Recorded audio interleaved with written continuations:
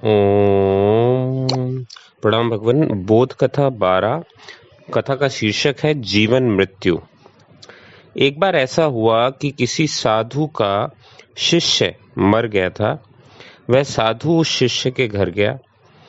उसके शिष्य की लाश रखी थी और लोग रोते थे। तो उस साधु ने जाकर जोर से पूछा कि यह मनुष्य मृत है या जीवित? यह मनुष्य मृत है या जीवित? इस प्रश्न से लोग बहुत चौंके और हैरान हुए। ये कैसा प्रश्न था? लाश सामने थी और इसमें पूछने की बात ही क्या थी? थोड़ी देर बिल्कुल सन्नाटा रहा और फिर किसी ने साधु से ही प्रश्न किया, आप ही बतावें। तो उस साधु ने जो कहा वो बहुत अनमोल है।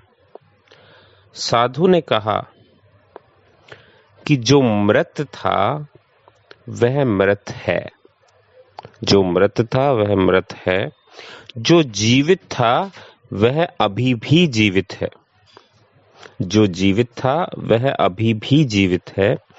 केवल दोनों का संबंध टूटा है, केवल दोनों का संबंध टूटा है।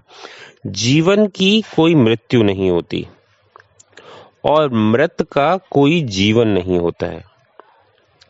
जीवन को जो नहीं जानते हैं वे मृत्यु को जीवन का अंत कहते हैं।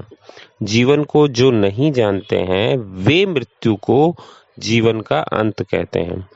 जन्म जीवन का प्रारंभ नहीं है और मृत्यु उसका अंत नहीं है।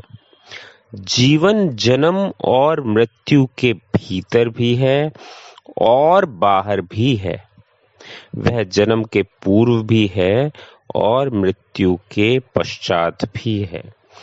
उसमें ही जन्म है, उसमें ही मृत्यु है, पर ना उसका कोई जन्म है ना उसकी कोई मृत्यु है।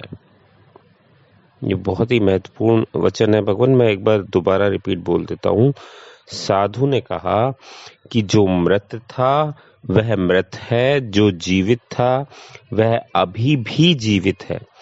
केवल दोनों का संबंध टूटा है। जीवन की कोई मृत्यु नहीं होती है और मृत का कोई जीवन नहीं होता है। जीवन को जो नहीं जानते हैं वे मृत्यु को जीवन का अंत कहते हैं। जन्म जीवन का प्रारंभ नहीं है और मृत्यु उसका अंत नहीं है। जीवन जन्म और मृत्यु के भीतर भी है और बाहर भी है। वह जन्म के पूर्व भी है और मृत्यु के पश्चात भी है। उसमें ही जन्म है, उसमें ही मृत्यु है, पर ना उसका कोई जन्म है और ना ही उसकी कोई मृत्यु है। धन्यवाद भगवान।